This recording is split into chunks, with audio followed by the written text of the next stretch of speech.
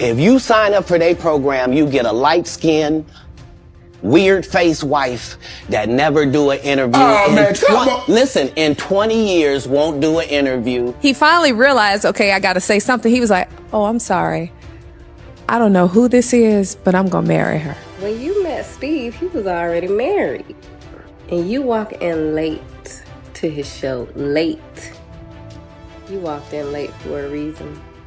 For the attention, huh? Not even knowing you, he said, I'm gonna marry you.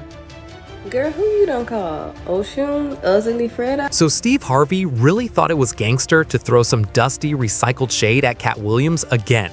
And now, Katt is dragging Steve's wife Marjorie straight through the mud.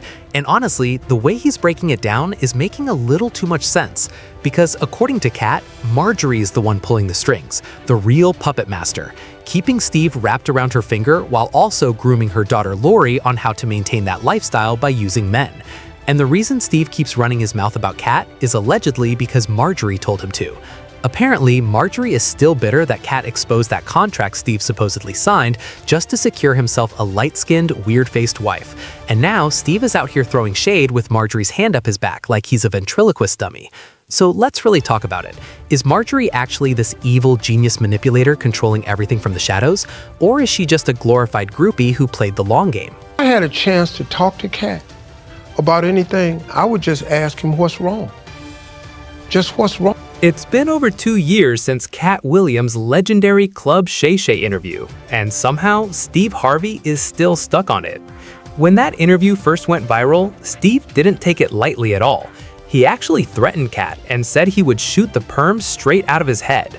Don't get off the wall to dress some pity idiot boy who ain't got going for himself. Now you done stopped your climb up on the wall so you can come down here and talk to his little punk. Don't do that, man. I stay away from it. Now, do I want to? Yes. Because I'm a human being and I'm human. I used to be a fighter and I still got hands. They slow, but if you get up on it real slow, I can still knock your one. I just don't have the quickness I have. But I still gonna turn my hip and wait and I knock your shot out. I shoot your. So yeah, Katt clearly hit a nerve with those comments. But here we are 2 years later, and Steve is still pressed. Because during his recent appearance on the Pivot podcast, Steve brought Katt up again and tried to claim that Katt is only bitter and jealous because he's not on Steve's level. Social media fodder was upset with you for the way you finally responded to him. Mm-hmm. They said they felt like what he said about you was true because of the nature of your reaction. Oh, well, see, first of all, I ain't really good at social media, so I didn't even know that was out there. But they can, like, really kiss most of the corners of my ass. Just because a person sits on the show and don't hesitate or say or and speaks eloquently, that don't mean it's true. That just don't mean it's true, man. Because we not in the same league, dog. We shooting at two different baskets. I shouldn't even have said nothing. I think that's kind of like hate and jealousy. And hate and jealousy is a form of grief. You're grieving because obviously all them people you talking about have something you either want or are something that you ain't. And you're grieving, and the funeral becomes the podcast. So now let me. But hold up, if Steve really believes Katt is just jealous of his success, then why did he get so triggered? Because Steve publicly threatened to knock Katt out over those comments, and you don't react like that unless something hit a nerve. And this is where Marjorie comes into the picture, because according to an insider close to the Harvey family, it was actually Marjorie who pushed Steve to address Katt publicly and even threaten him. And allegedly, it all goes back to what Katt said about how comedians who want to make it big in the industry have to sign up for the program, and that program supposedly comes with a light-skinned, weird-faced wife. You sign up for their program, you get a light-skinned, weird-faced wife that never do an interview. Oh, man, come on. Listen, in 20 years won't do an interview. Nobody's ever talked to her, and that she's never been interviewed anywhere. And now, understand, I'm not talking about one person. What I just told you applies to 7 people. How they all end up with that. That's part of what you get. I came in this business saying I was going to expose. And on top of that, Katt also brought up how Steve allegedly left his first wife in the dirt for Marjorie. But now Steve wants to rewrite history and act like Marjorie was the one holding him down when he had nothing. Thanks to my wife, I'm where I am. You said that about the first wife. You forget that? You told us it was her, then you went and married somebody else that think like a man.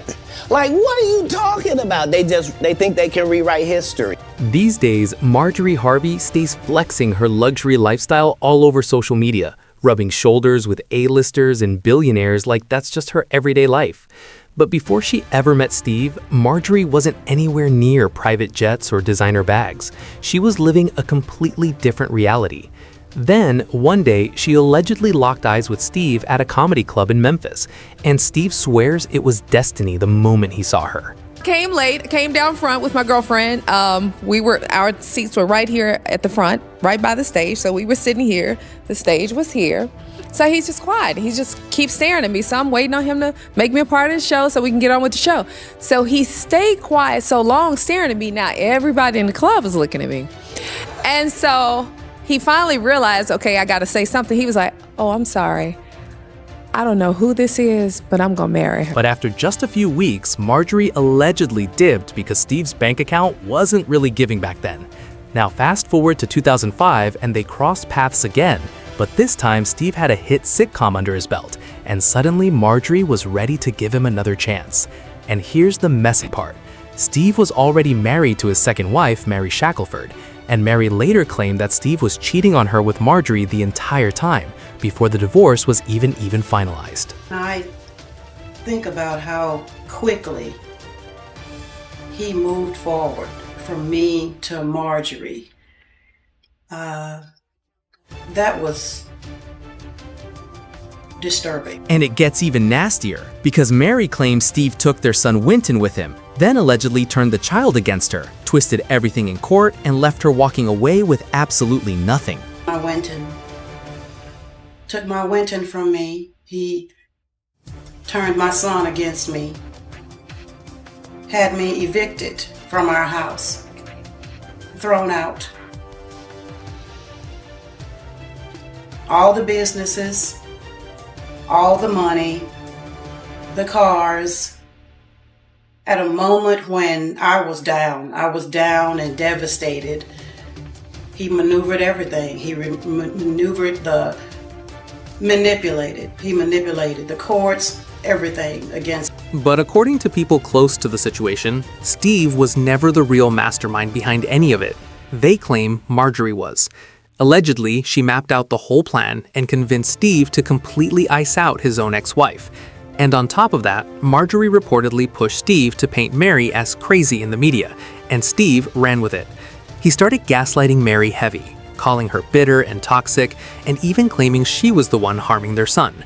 And according to Katt, he saw all of this coming from a mile away. What that's hurtful in here is my wife and children have to be drugged into this. If you're going to be vindictive, then go ahead and just aim it at me. But my son is coming in the room crying. And that's also cursing. So why you would do that? But no matter how hard Steve and Marjorie tried to spin it, people weren't buying it. Marjorie quickly became one of the most disliked wives in Hollywood. But that's not even the shadiest chapter in her past. Before she became Mrs. Harvey, she had already been married twice. Her first husband was a kingpin named Jim Townsend. And word on the street is Marjorie wasn't just sitting at home playing innocent wife. She was allegedly deep in his business too. Sources claim the FBI and DEA had Marjorie on their radar, and they supposedly told Jim to flip and cooperate, or Marjorie was going down too, because they had serious evidence tied to her. Jim eventually agreed to cooperate, but he still ended up indicted for trying to buy 40 kilos of that nose candy. He got hit with life in prison and served 26 years until Obama pardoned him in 2017. Meanwhile, Marjorie walked away untouched. No charges, nothing. And she filed for divorce less than 5 years into Jim's sentence and dipped. But then it got even messier, because right after leaving Jim, Marjorie allegedly started dating his cousin Darnell Woods, and he also happened to be a dealer. And by the way, Darnell is Lori Harvey's biological father. Marjorie married Darnell sometime in the early 2000s, and if the timeline is making your head spin, it should, because Steve and Marjorie claimed they met in the late 90s, dated briefly, and then reunited in 2005,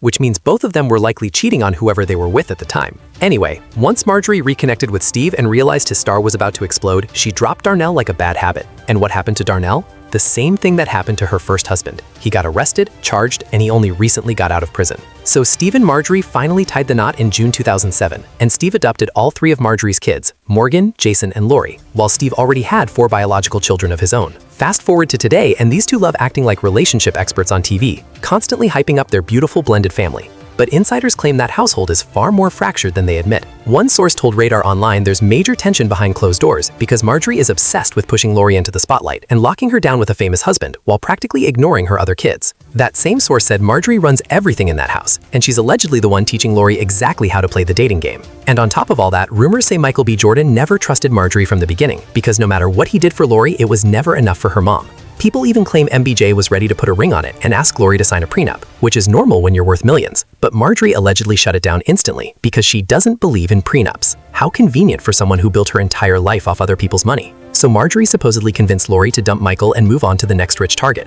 And Katt didn't just clap back, he checked her. He made it clear Marjorie isn't some classy self-made queen. He painted her as a calculated operator who built her whole life off positioning, timing, and men. And when Katt held that mirror up, it wasn't just shade, it was exposure. He stripped the illusion, called out the manipulation, and basically made it clear Steve isn't leading anything. He's being led. So after all that, the kingpins, the FBI, the abandoned ex-wives, the court drama, and Marjorie walking away without consequences every single time, do you really think Steve is calling any shots in that house? Or is he just Marjorie's puppet? And how do you feel about Katt's theory that comedians have to sign a contract that comes with a light-skinned wife? Drop your takes from the comments and don't miss the next video.